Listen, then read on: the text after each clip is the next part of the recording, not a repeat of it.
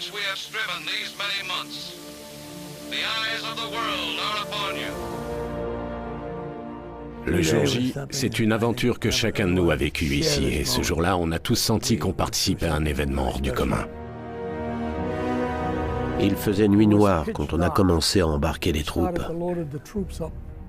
On s'est levé à 3 heures du matin, on a descendu les échelles de corde. On devait lancer la première vague d'assaut du jour J. On était encore des gamins, on avait 23, 24, 25 ans.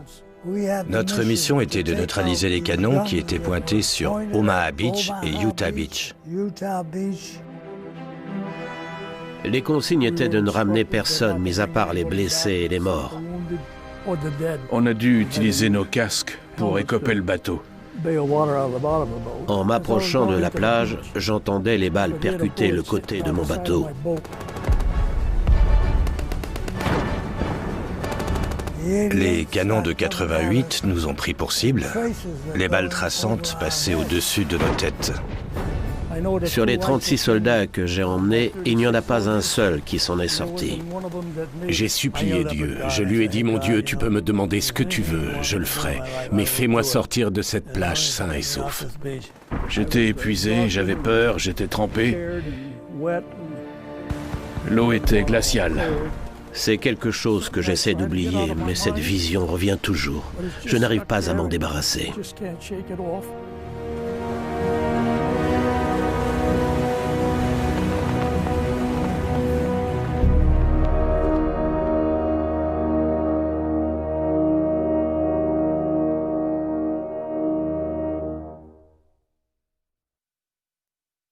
Washington.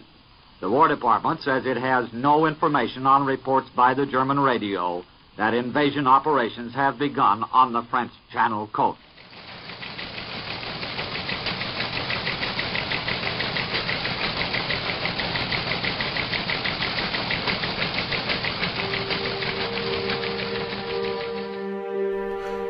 L'Angleterre était envahie de matériel et de troupes. On disait en plaisantant que c'était les ballons de barrage qui empêchaient l'île de couler. On a passé 9 mois là-bas à se préparer. On a fait plusieurs sauts d'entraînement, dont un de nuit. Ça ressemblait à la France, donc on a compris où ils allaient nous envoyer. Je me souviens qu'il y avait des haies. Tout le monde attendait qu'il se passe quelque chose. On pensait au pays. C'était très émouvant de se retrouver sur ce bateau en sachant où on serait le lendemain. On sentait que quelque chose d'important allait arriver, et quand on nous a dit qu'on partait et que j'ai appris qu'on allait à Southampton, j'ai tout de suite pensé qu'on allait embarquer pour la France.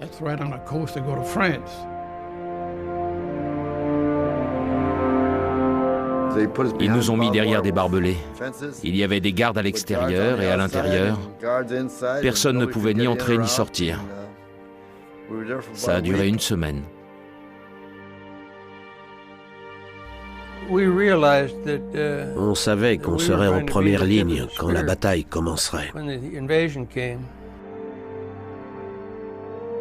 Je pense qu'on était tous conscients de ce qui allait se passer. On savait que le général Eisenhower avait dit qu'il y aurait 94% de pertes. Tout le monde était au courant. Bien sûr, on n'était pas censé le savoir, mais on le savait. On ne peut pas dire qu'on a été pris au dépourvu.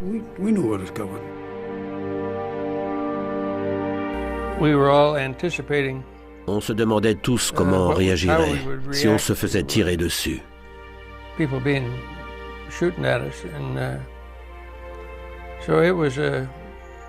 C'était un moment très angoissant pour tout le monde. Il fallait que le ciel soit assez dégagé pour qu'il y ait une couverture aérienne. Il fallait qu'on arrive à marée haute, le plus près possible d'un soir de pleine lune, pour que la vision soit bonne. Et la marée devait être haute pour qu'on puisse passer au-dessus des poteaux sur les plages. Le 5 juin est arrivé. Et on nous a dit qu'on allait partir ce jour-là. On était tous en tenue, prêts à y aller, mais on a entendu dire que notre mission avait été annulée parce qu'il ne faisait pas assez beau. Il y a eu des orages pendant toute la semaine précédente et le seul moyen qu'on avait de prévoir le temps qu'il ferait, c'était de surveiller les systèmes météorologiques qui se déplaçaient au-dessus de l'Atlantique Nord. Et la veille du jour J, on a observé une crête de haute pression qui montait depuis les Açores. Ça voulait dire qu'on pouvait y aller.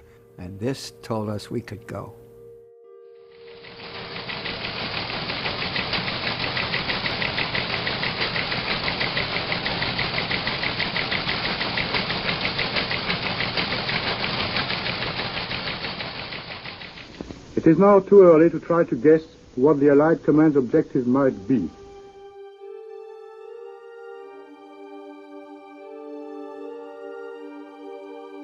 On a reçu des instructions pour effectuer quelques missions avant le jour J. Et puis, pour le débarquement, ils nous ont montré le terrain sur une maquette et on a eu un briefing. Ils nous ont expliqué ce à quoi on pouvait s'attendre. On nous a mis à bord d'un LCA parce qu'on devait lancer la première vague d'assaut du jour J. C'est tombé sur le premier bataillon, ne me demandez pas pourquoi. On n'était pas franchement ravis de se retrouver en première ligne, mais de toute façon, c'était comme ça. Soldiers, sailors and airmen of the Allied Expeditionary Force, you are about to embark upon the great crusade toward which we have striven these many months. The eyes of the world are upon you. The hopes and prayers of liberty-loving people everywhere march with you. In company with our brave allies and brothers in arms on other fronts, you will bring about the destruction of the German war machine, the elimination of Nazi tyranny over the oppressed peoples of Europe, and security for ourselves in a free world. Your task will not be an easy one. Your enemy is well-trained, well-equipped, and battle-hardened. He will fight savagely. Our home fronts have given us an overwhelming superiority in weapons and munitions of war, and placed at our disposal great reserves of trained fighting men. The tide has turned. The free men of the world are marching together to victory. I have full confidence in your courage, devotion to duty, and skill in battle. We will accept nothing less than full victory. Good luck, and let us all beseech the blessing of Almighty God upon this great and noble undertaking.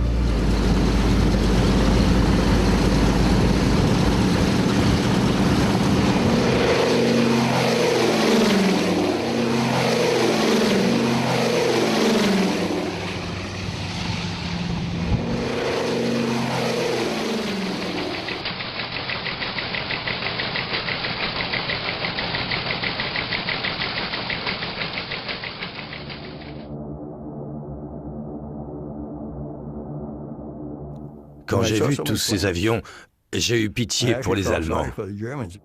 L'Angleterre avait 2 heures d'avance en été. Il faisait encore très clair.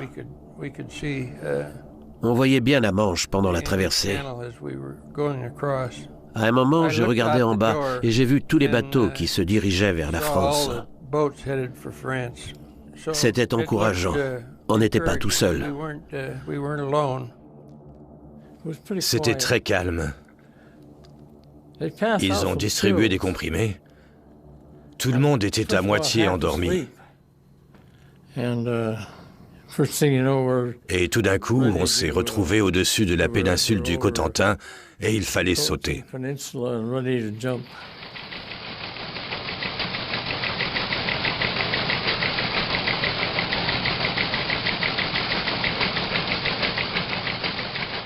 NBC reporters are standing by to bring you the latest invasion bulletins as they come off the wire. Early this morning, the long-awaited British and American invasion began when paratroops landed in the area of the Somme estuary. The German news agency said the Allied invasion operations began with the landing of airborne troops in the area of the mouth of the Seine River. Quand on a aperçu le continent de l'autre côté de la Manche, les Allemands nous attendaient. Ils pensaient qu'on arriverait la veille au soir. Ils étaient prêts à se servir de leur artillerie antiaérienne. Ils nous ont tiré dessus. On volait à environ 120 mètres d'altitude. Dès qu'on a atteint la côte, ça a été... Ils ont appelé ça la nuit des nuits. Le ciel s'est illuminé, les flaques et les mitrailleuses nous visaient. Les balles traçantes montaient vers nous, j'entendais les balles frapper le côté de l'avion. Je ne peux pas vous décrire ce qu'on ressent quand on risque de se faire tuer. On essayait surtout d'éviter les tirs des flaques.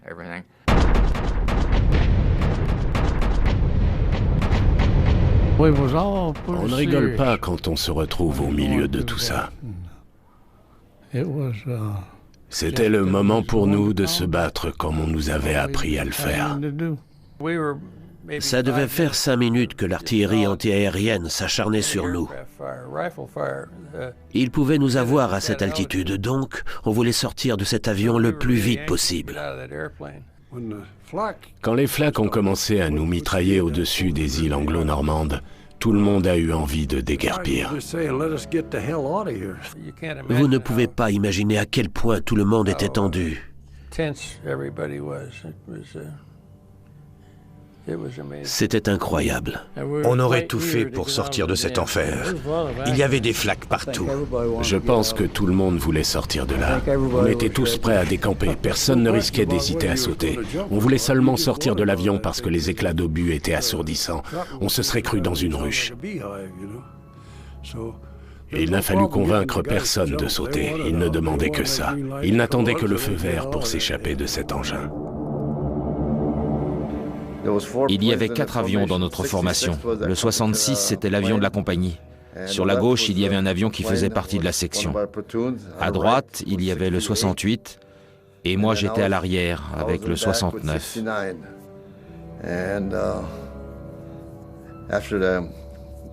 On a essuyé de nombreux tirs. Et on a vu l'avion de la compagnie se faire abattre. Un de nos avions a été abattu. On a perdu 12 ou 14 hommes. Le capitaine de la compagnie, le caporal-chef. Ils n'ont même pas eu l'occasion d'atterrir. Je crois qu'il y a environ 60 appareils qui ne sont pas revenus en Angleterre. La Lune apparaissait et disparaissait derrière les nuages. Et il y avait des choses qu'on apercevait et puis qu'on ne voyait plus à certains moments. On ne savait pas où on était, mais on y était. C'était la pagaille. On se demandait ce qui allait se passer.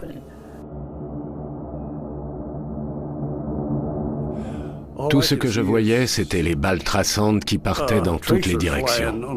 On avait l'impression qu'elles allaient toutes finir entre nos 2 yeux.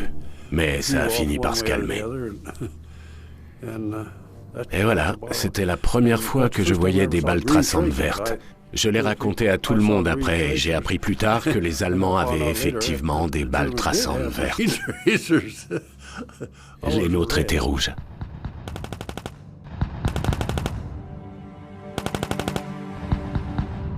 Quand j'ai sauté en parachute le 6 juin, j'ai atterri sur le toit d'une chapelle qui se trouve sur la colline derrière cette église. Et il y avait 2 Allemands qui étaient sur place pour me souhaiter la bienvenue en Normandie.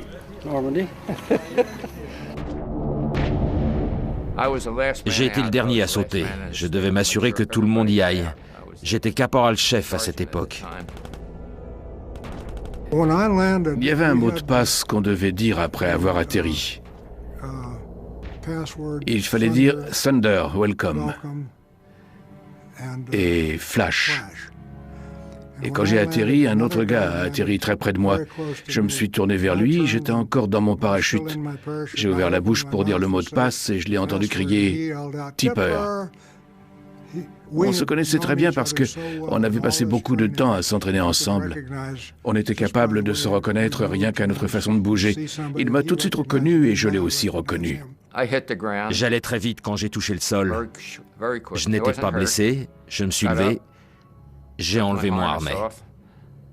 C'était très calme, il ne se passait rien du tout. Personne ne nous tirait dessus au sol. J'ai entendu du bruit dans des buissons. C'était 3 Américains qui étaient ensemble. Les parachutistes ont ouvert la voie et ensuite il y a eu les troupes transportées en planeur. Sans surprise, je crois que tous les planeurs se sont crashés à l'atterrissage. Certains se sont retournés, d'autres ont perdu leurs ailes, mais certains ont quand même réussi à s'en sortir sans trop de dégâts. Il n'y a eu aucun blessé dans mon planeur, heureusement.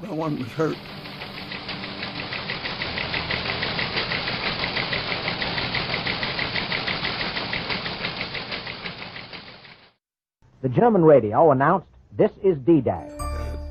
Je ne savais pas du tout où j'étais à partir de ce moment-là jusqu'à ce que j'arrive à Saint-Lô. Je pense que j'étais à 20 km de l'endroit où j'aurais dû être. J'étais tout seul, et comme j'évitais les routes, ce qui me faisait le plus peur en fait, c'était quand j'apercevais des vaches. Je m'approchais discrètement des vaches pour voir si un des nôtres n'était pas caché derrière. Je n'ai pas utilisé mon cliqueur. Je n'en ai jamais vu l'utilité. Je l'ai trouvé plus dangereux qu'autre chose. J'entendais les canons qui nous bombardaient sur la côte. J'entendais ça en permanence pendant toute cette période, le matin, le midi, le soir. Et tout près de moi, je voyais les balles traçantes qui montaient. Un Allemand est arrivé juste devant moi. Je ne l'avais pas vu venir, et lui non plus. Heureusement que ma mitraillette était armée. Quand il s'est approché de l'arbre, j'essaie de me souvenir s'il portait son fusil en bandoulière. Je crois bien que oui. Je l'ai criblé de balles avec ma mitraillette. Et à cet instant, j'ai vécu le moment le plus difficile de toute ma vie. Parce que je pensais qu'il y avait une section derrière lui.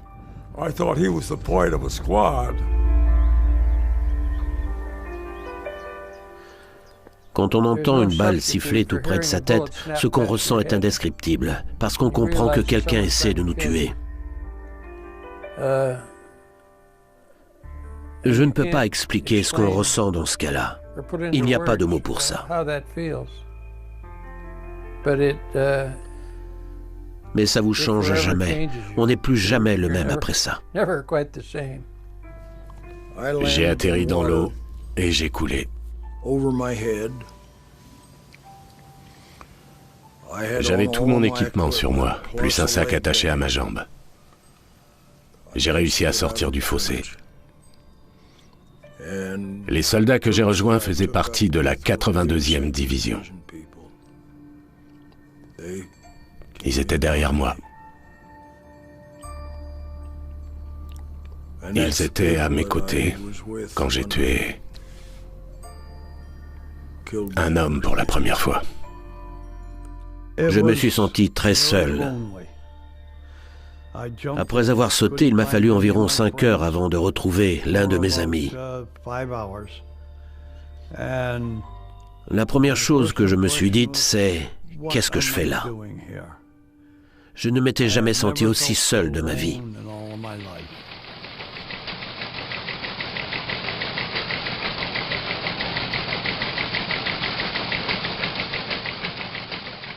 Early Tuesday morning, landing craft and light warships were observed in the area between the mouth of the Somme and the eastern coast of Normandy.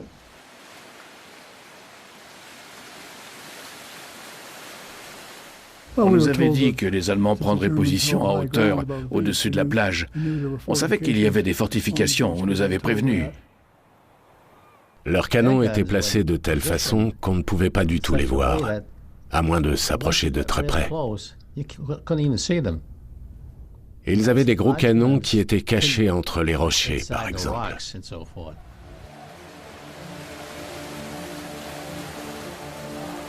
Il faisait nuit noire, on ne voyait rien devant nous.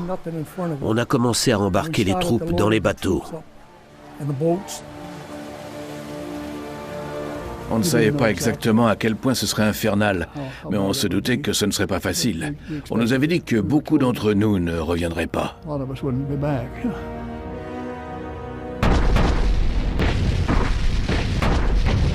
Tout d'un coup, tous les navires dans le Golfe se sont mis à bombarder la plage, les cuirassés, les destroyers et tout le reste.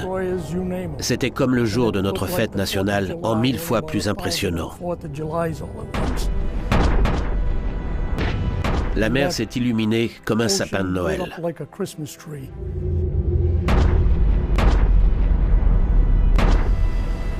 Il était 4h30 du matin. Ils ont canardé la plage. C'était incroyable.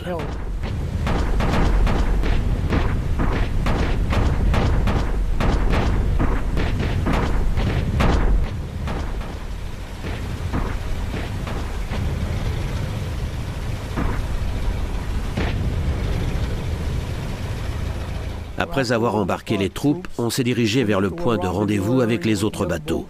Et on a reçu le signal pour aller débarquer sur la plage.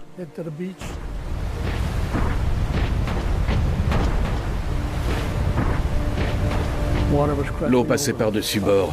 On était complètement trempés. D'ailleurs, on a dû utiliser nos casques pour écoper le bateau. Le trajet a été très difficile. On voyait ce qui se passait devant nous. Le 116e régiment se faisait décimer. On savait qu'on allait passer un moment épouvantable.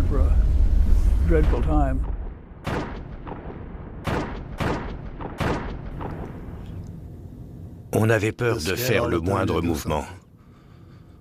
Moi, j'avais peur, en tout cas. J'imagine que les autres aussi.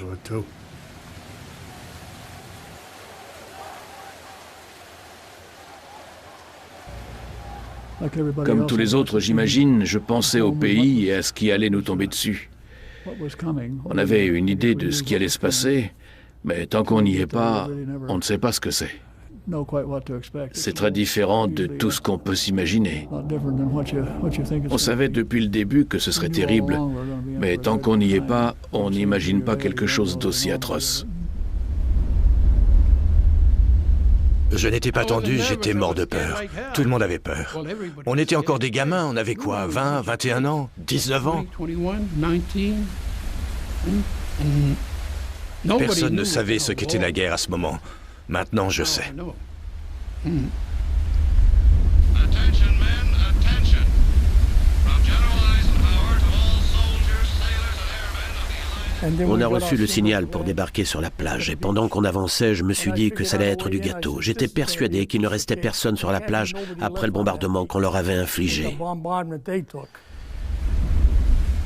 Je voyais leurs soldats. Ils étaient morts de trouille. Ça se voyait qu'ils étaient tendus.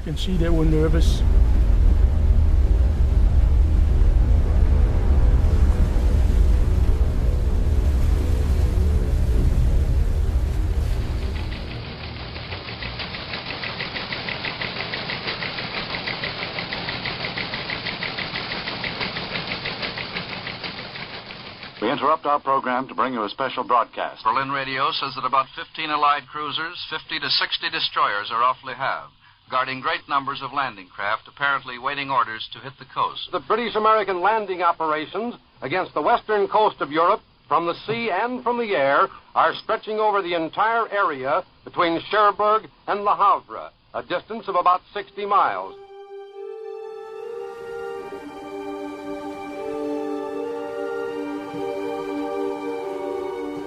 Il faisait un temps abominable. Il pleuvait, les vagues étaient tellement hautes que les bateaux étaient ballottés.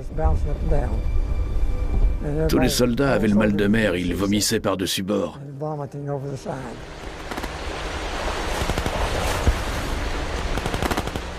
On était à environ 500 mètres de la poupe du cuirassé Texas.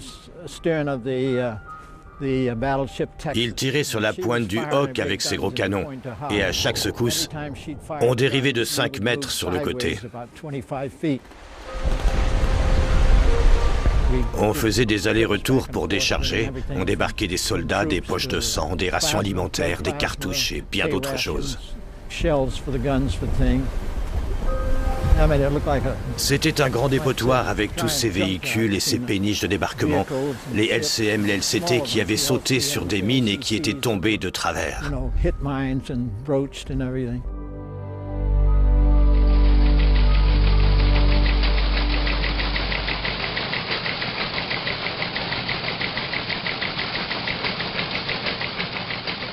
greatest fleet of ships ever to set sail. 4,000 ships and thousands of lesser craft. The greatest army ever to strike at a hostile shore. En m'approchant de la plage, j'entendais les balles percuter le côté de mon bateau. C'est là que je me suis rendu compte que ça ne serait pas du gâteau, en fin de compte. C'était impressionnant. On a commencé à entendre les balles contre le côté du bateau. On savait ce qui nous attendait dès qu'on aurait baissé la rampe. J'ai regardé au fond du bateau. Il y avait 35 soldats et je crois bien que tout le monde croyait en Dieu, parce qu'on faisait tous le signe de croix pendant le trajet. On priait tous.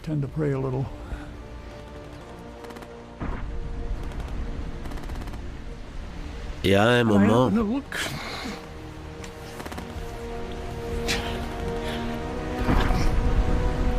j'ai regardé à droite et j'ai vu un bateau se faire toucher. J'ai compris ce qui nous attendait. Notre mission consistait à faire sauter tous ces obstacles. Il y avait ce qu'on appelait des hérissons, et il y avait aussi des pieux en bois qui étaient inclinés. Et au sommet de ces pieux, il y avait une mine. Quand la marée montait, les bateaux étaient emportés vers les pieux et les mines explosaient. On nous avait demandé d'effectuer une 50aine de percées pour que l'infanterie puisse débarquer.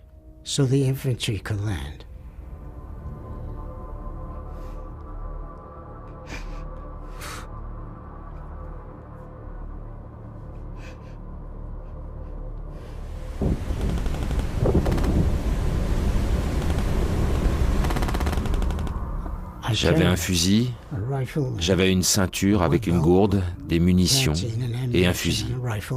Et j'ai oublié combien de kilos d'explosifs j'avais sur le dos. Je crois que c'était du tétratol.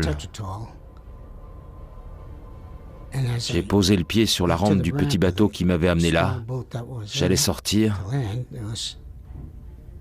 Et au moment où j'ai sauté dans l'eau, il y a eu une explosion. J'ai dû passer quelques secondes sous l'eau, et puis quelqu'un m'a tiré vers le haut. Et je ne voyais plus personne.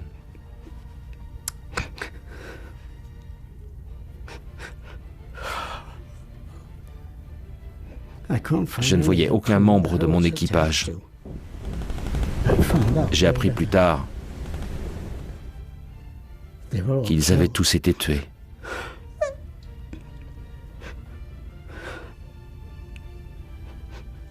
J'étais le seul survivant.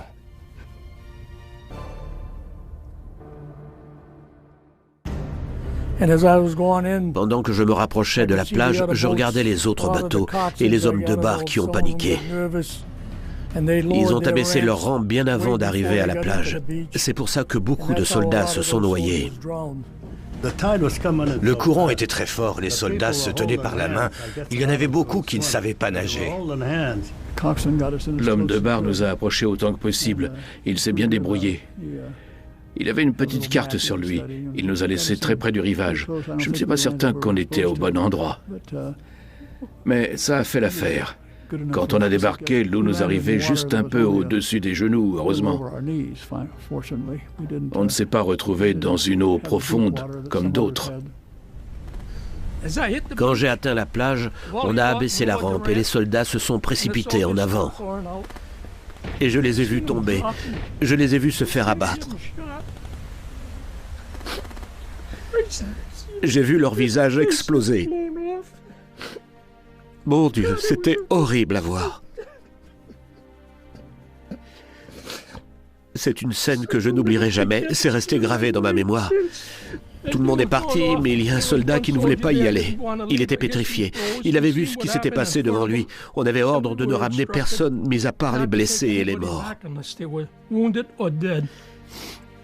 J'ai levé le bras, je lui ai dit de foutre le camp, et c'est là qu'on m'a tiré dessus. Ils m'ont eu par derrière.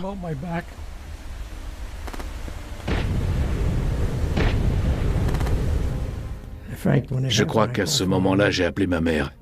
J'étais dans l'eau et j'ai appelé ma mère. J'ai commencé à avoir peur, à me poser des questions seulement quand on a commencé à entendre les balles contre le côté de la barge et dans l'eau. Et quand j'ai vu ce bateau partir en fumée, j'ai prié pour m'en sortir sain et sauf. Quand la rampe est tombée, on a tous foncé. C'était vraiment la débandade. Tout le monde courait en pensant uniquement à sauver sa peau. Je me souviens des soldats qui me disaient « Avance encore, je ne veux pas me mouiller. » Ils ne se sont pas mouillés, mais ils se sont fait tuer.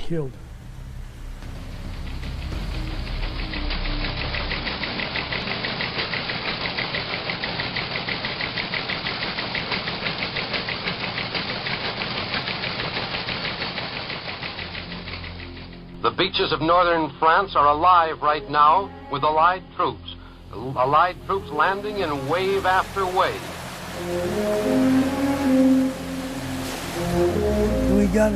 On est arrivé à 300 mètres des falaises de la pointe du Hoc.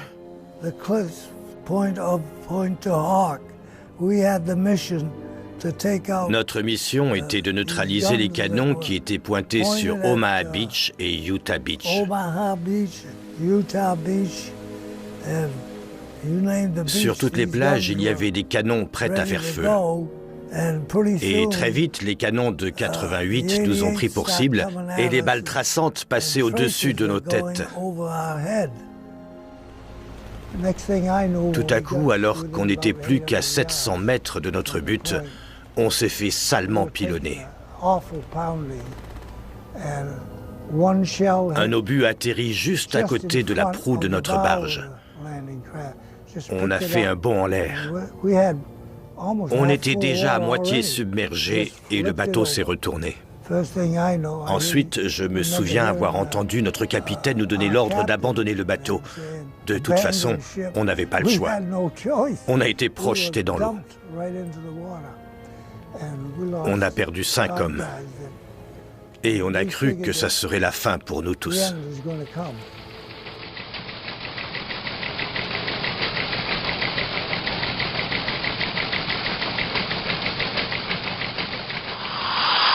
Command of General Eisenhower, Allied naval forces, supported by strong air forces, began landing Allied armies this morning on the northern coast of France. L'eau était toute rouge tellement il y avait eu de blessés. C'était horrible.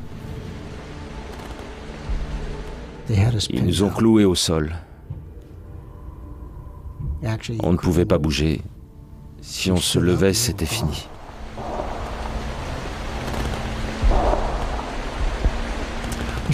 À ce stade, c'était à peu près impossible d'appliquer un plan d'attaque en cohésion avec les autres. On n'a pas du tout fait ce qui était prévu. Ça a été chacun pour soi pendant un bon bout de temps. La priorité, c'était de survivre.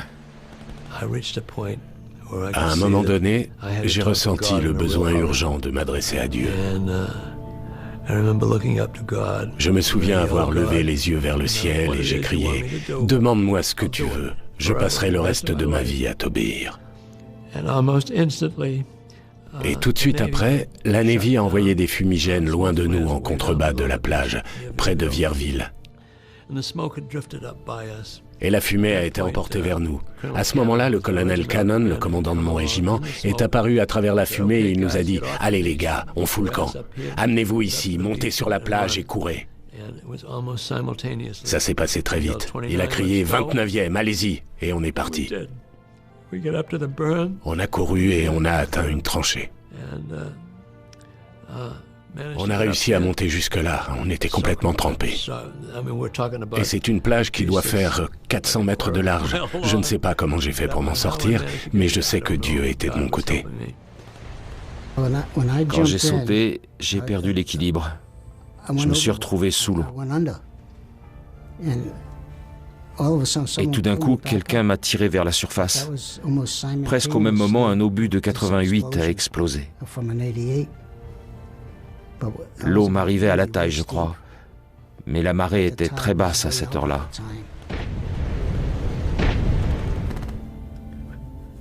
J'ai réussi à ramper vers le haut de la plage. La mer s'était retirée très loin, mais l'eau s'est mise à monter assez vite. Il n'y avait plus beaucoup de plages. Et pendant que je rampais sur le sable, je regardais derrière moi et j'ai vu ces tanks qui étaient censés flotter. Ils avaient coulé. Ils touchaient le fond. Je suis arrivé en haut de la plage. Un des tanks a réussi à sortir de l'eau, mais il s'est retrouvé coincé. Et il a perdu une chenille sur les petits rochers. J'étais couché sur le sol. Et il n'y avait personne de la Navy autour de moi. On nous reconnaissait facilement parce qu'on avait une bande bleue tout autour de notre casque. Il y avait des hommes de l'armée de terre à 3 ou 4 mètres de moi. Ils étaient au sol avec un médecin. Et ils ont reçu un obus. On appelait ça des 88. Il leur est tombé dessus et ils sont morts. Il y avait des morceaux de corps partout. On voyait beaucoup de corps. Des bras, des jambes. Je me souviens de cet homme. Ça devait être un officier. Il a dit, il y a 2 sortes de personnes sur cette plage, ceux qui sont morts et ceux qui vont bientôt mourir. Ça, je m'en souviens. Pendant que je m'éloignais de la plage, j'ai vu beaucoup de soldats qui flottaient à la surface. C'était vraiment horrible à voir. C'est une vision que j'essaie d'oublier, mais elle revient toujours. Je n'arrive pas à m'en débarrasser. Je pense souvent à eux. On était encore des gamins. On était très jeunes. Je n'avais que 19 ans et je pense que j'étais le plus jeune sur cette plage ce jour-là. Tous les autres étaient plus âgés que moi. Ils avaient 23, 24, 25 ans. Voir tous ces soldats qui flottaient, qui mouraient sur cette plage, c'était l'enfer. Ne laissez personne vous dire le contraire. C'était l'enfer. C'était épouvantable. Ce sont des scènes que je n'oublierai jamais. Je n'ai jamais eu aussi peur.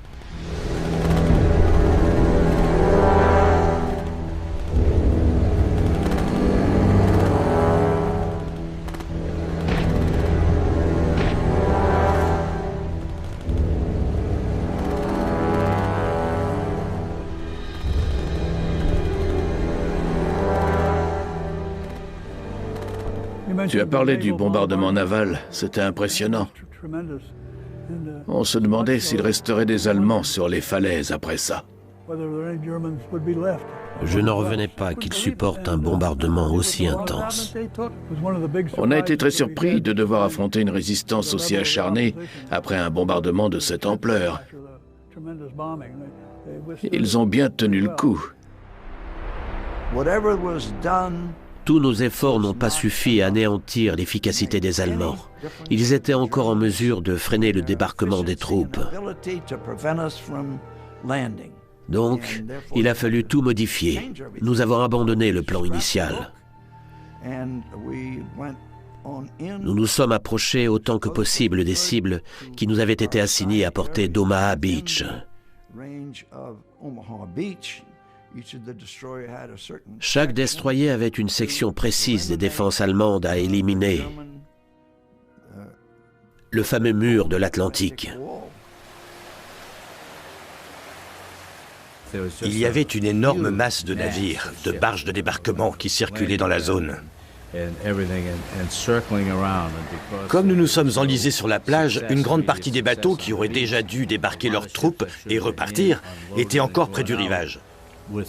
Il y avait beaucoup de bateaux qui encombraient la plage. Ça aurait été une partie de plaisir si l'artillerie avait mené une attaque à plus grande échelle.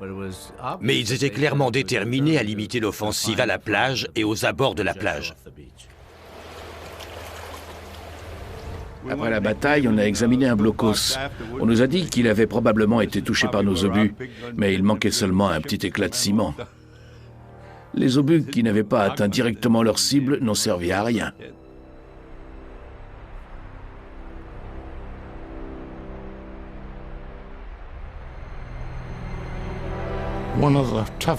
Ce qui a été très éprouvant pour nous, c'était de tomber sur tous ces morceaux de corps qui flottaient.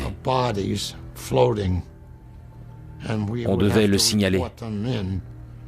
Certaines personnes étaient chargées de les récupérer.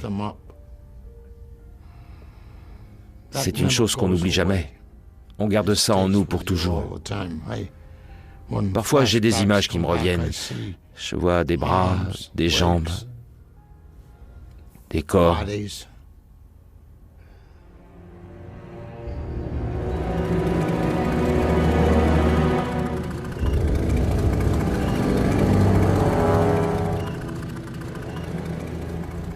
On a perdu beaucoup d'hommes là-bas.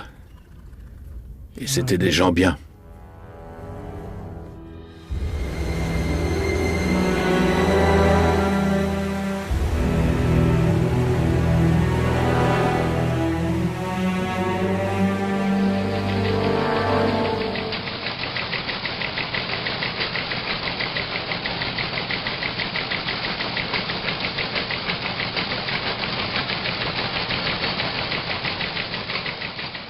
A landing was made this morning on the coast of France, and German radio stations admit that our troops are now 10 miles inside Europe.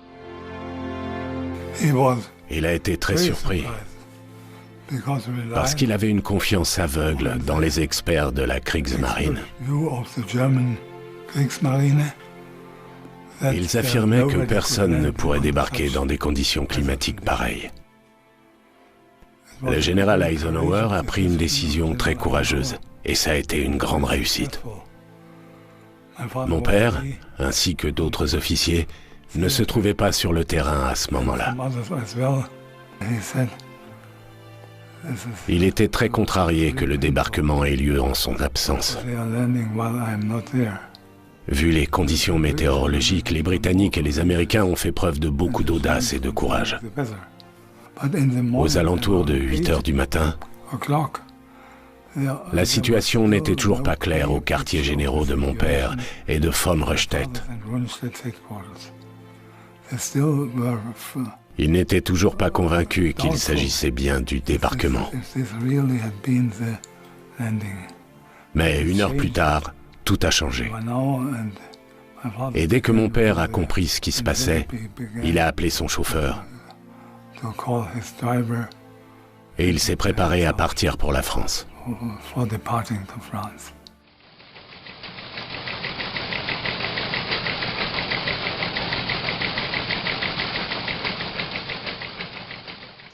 Today is a day that no living American can ever forget.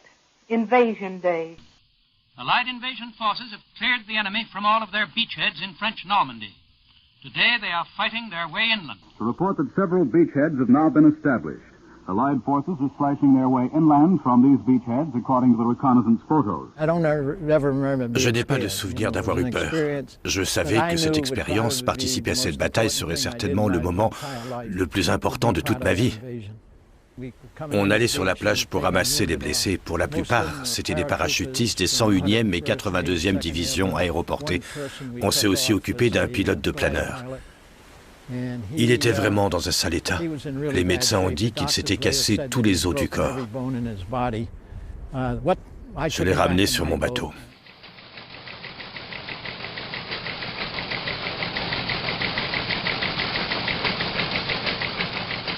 We have broken the first German defense line. We've pierced a hole in it. We are 10 miles inside the fortress of Europe, that wall of steel and concrete which Hitler boasted could never be broken. But it apparently has already been broken.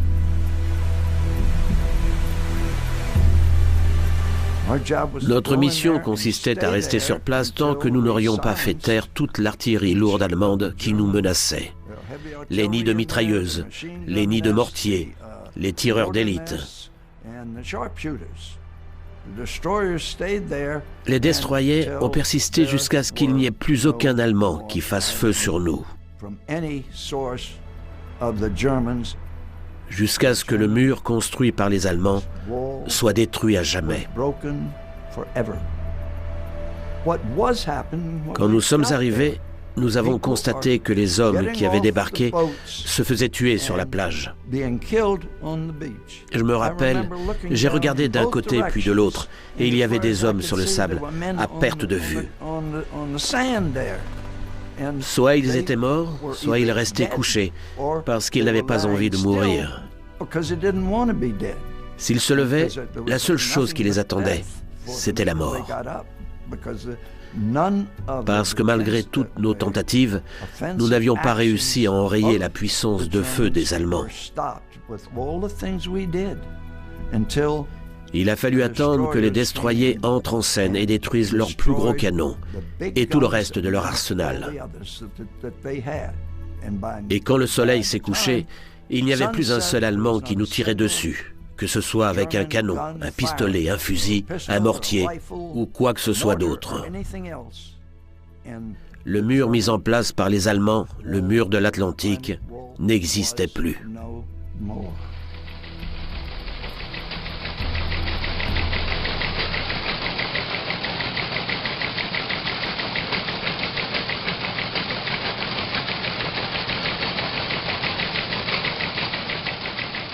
Enormous Allied reinforcements have been pouring across the channel and onto the beaches and into the gaps in the Nazi line of steel and cement fortifications along the coast. Supreme Headquarters says initial landings succeed, fighting proceeds. Winston Churchill says that the enemy was surprised by our landings. The airborne troops are well established behind Nazi lines. The Allied forces have penetrated several miles inland. Losses have been far lighter than had been anticipated, and the operation is proceeding in a thoroughly satisfactory manner.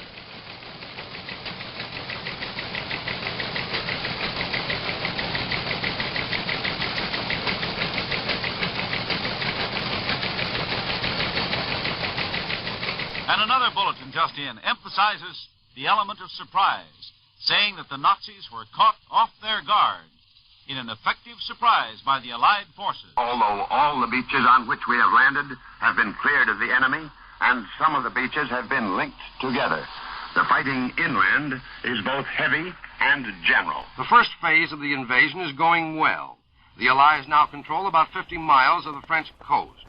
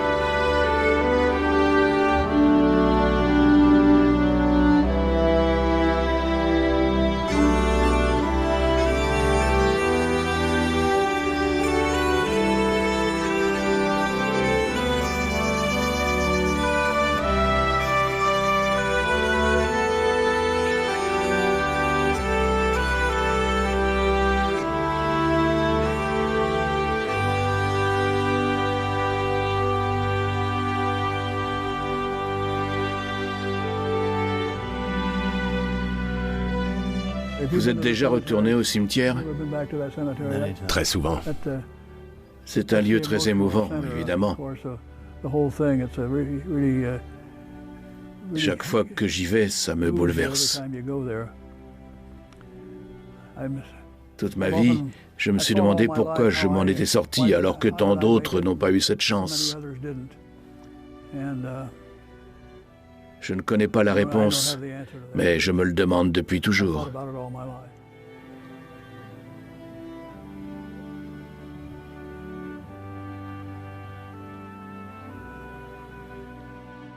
Je me souviens de ce jour après que j'ai été blessé. On était 4 et on pleurait tous.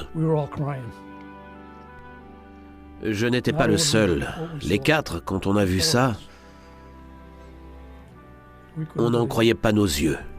Il y avait Brian qui avait fait le séminaire. Je pense que c'est lui qui priait le plus.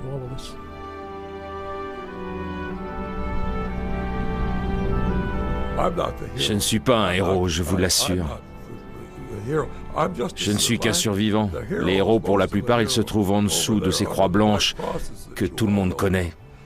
Et puis leur mère, leur père, leurs frères, leurs sœurs et même leurs enfants pour certains. Ce sont eux les héros de cette guerre. Nous sommes des témoins maintenant. Je suis content que vous voyez les choses comme ça et j'espère que vous ne changerez jamais d'avis. Parce que la démocratie et la liberté sont deux choses inestimables. Et je ne m'en rendais pas compte avant de vivre tout ça. J'ai toujours eu le sentiment que quelqu'un veillait sur moi. Regardez ce qui s'est passé. On devait débarquer à 10 heures du matin. Mais on n'est arrivé que le lendemain. C'est ce qui m'a sauvé la vie. Si j'avais débarqué à 10 heures, je me serais sûrement retrouvé dans l'une de ces tombes.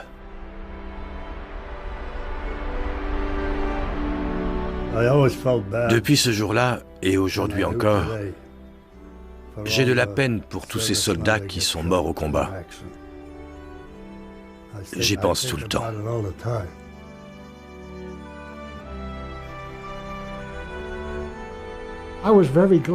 J'ai été très heureux de contribuer à cette guerre et d'avoir eu l'occasion de me montrer utile. Bien sûr.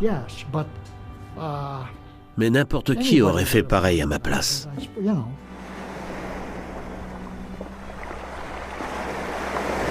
Je ne sais pas ce que ça veut dire être un héros. Vous pouvez me le dire? C'est vrai que j'ai participé à quelque chose de très important. Mais on avait un travail à accomplir et on l'a fait, c'est tout. Je n'ai fait que mon devoir. Je ne suis pas un héros. Je ne prétends pas être un héros. Ce qui me touche le plus, c'est que c'étaient mes amis, mes compagnons d'armes. On formait une famille, en quelque sorte. On était tous très soudés. Je pense que c'est ça qui est le plus dur à supporter. Ils ont été fauchés au début de leur vie. Ils n'ont pas eu l'occasion de vieillir. C'était encore des gamins. Je crois que la moyenne d'âge de notre régiment était de 21 ans, entre les officiers et les soldats. Ils n'ont pas pu fonder une famille, avoir des enfants. C'est triste. Très triste.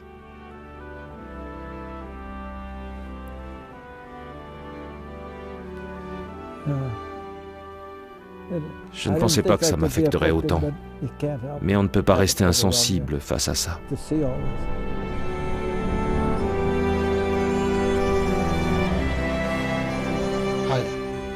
J'ai toujours été fier d'avoir porté cet uniforme et d'avoir servi aux côtés de ces hommes-là.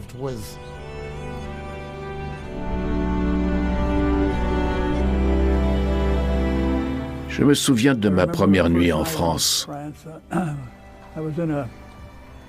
J'étais dans un fossé à l'extérieur d'un village qui s'appelle Saint-Laurent. Tu vois où c'est, Don? Oui. J'étais épuisé, j'avais peur, j'étais trempé. Et l'eau était glaciale. Mais d'une certaine façon, j'étais euphorique. Ça peut paraître un peu bizarre, mais j'étais fou de joie d'avoir survécu à cette terrible journée. Et d'être là avec la 29e division. Je sais que c'est un moment que je n'oublierai jamais.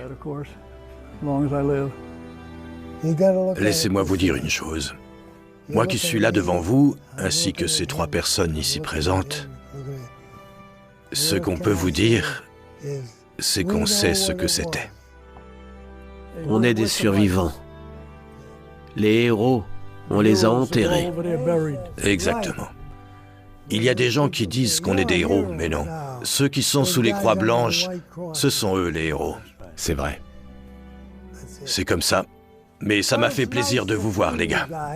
J'ai été ravi d'avoir fait ta connaissance. Au revoir. Tu vois, tu n'es pas seul. On en est sorti vivant et je remercie Dieu pour ça. Je me demande pourquoi je m'en suis sorti alors que d'autres sont morts. Le sentiment de courir un danger était omniprésent. Et pas uniquement le jour J. Ça a continué les jours suivants et les mois d'après. Finalement, ça a duré toute une année. J'ai eu beaucoup de chance de survivre à tout ça. On a changé le monde, c'est incontestable. On a contribué à construire un monde meilleur.